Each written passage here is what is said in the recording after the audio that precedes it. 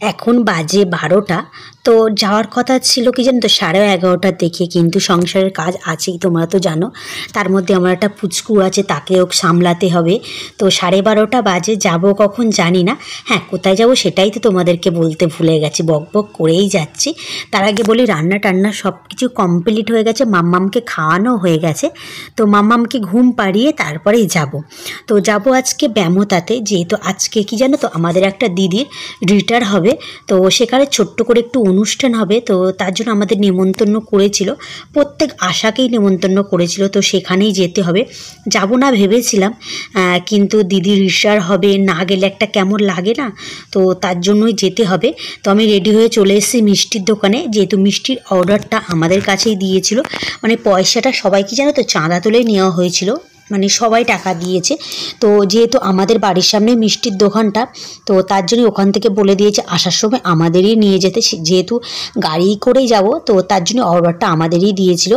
তো এই যে মিষ্টি আমাদের প্যাক করা হচ্ছে, মিষ্টি নিয়ে যাব, দই নিয়ে যাব।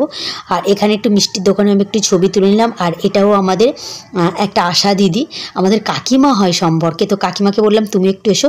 তো কাকিমা বলছে আমি সাজিনি, আমি যাব না। তো অনেক দিন পর একটু সাজলাম, অনেক দিন বলতে গিয়ে।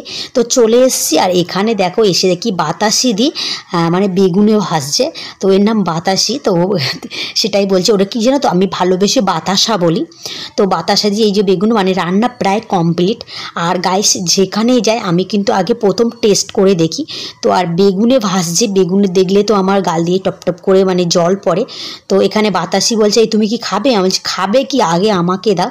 তো আমি বলতে বলতে না 2-3টে খেয়ে নিয়েছি জানো তো। আর রান্না অনেকটাই প্রায় হয়ে গেছে, একদিকে ভাত ফুটছে আর একদিকে হচ্ছে। তো চলো অনুষ্ঠানগুলো তোমাদের সাথে একটু শেয়ার করি।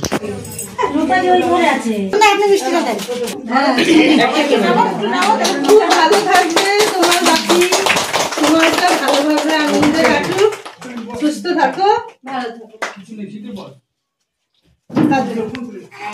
কাঁদবে না।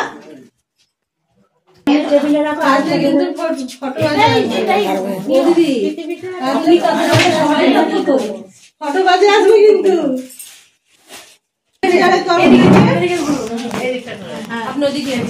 সেন্টারের তরফ থেকে সেন্টারের গিফট, এটা সবার আছে।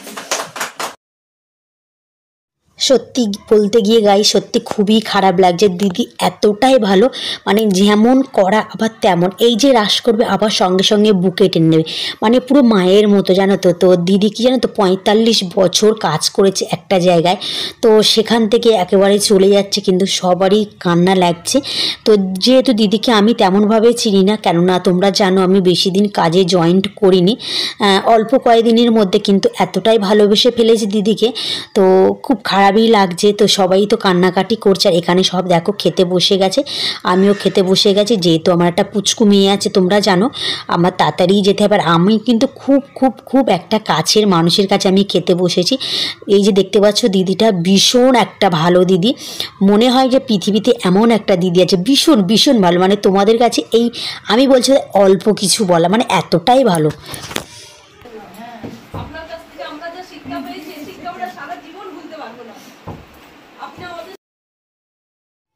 তো সব দিদিরা কান্নাকাটি করছে, তো সবাই বলছে, মানে আমি ছবি তুলতে গেলে না একটু কেমন কেমন টাইপের লাগছে, যেহেতু আমি কম সময়ে কাজ করেছি আর ওনাদের সাথে তেমন বেশি মিশতে পারিনি। তো আমাকে বলছে রমা তুমিও এসো, তোমাকে একটা ছবি তুলি। তো দিদি কান্নাকাটি করছে, সত্যি বলতে কি খুবই খুবই খুবই খারাপ লাগছে। এইগুলো সব CHO দিদি, আর এখানে AM দিদিও আছে, আমরা তো আশা তোমরা জানোই। তো আমি চলে যাব, যেহেতু বেশিক্ষণ আমি থাকবো না, কেননা আমার বাড়িতে একটা ছোট পুচকু আছে তোমরা জানো। তো অনেকটা লেট হয়ে যাচ্ছে, তো এখানে ওরা অনুষ্ঠান করবে, তো আমি চলে যাব। তো আমি গাড়িতে উঠে গেছে। আর এখানে ভাবলাম সব কিছু তো খেলাম, একটু মানে থামস আপ না খেলে হয়। তো চলো বন্ধুরা, কেমন লাগলো অবশ্যই বলো। আর আজকে সত্যি ভীষণ ভীষণ খারাপ লাগছে দিদির জন্য।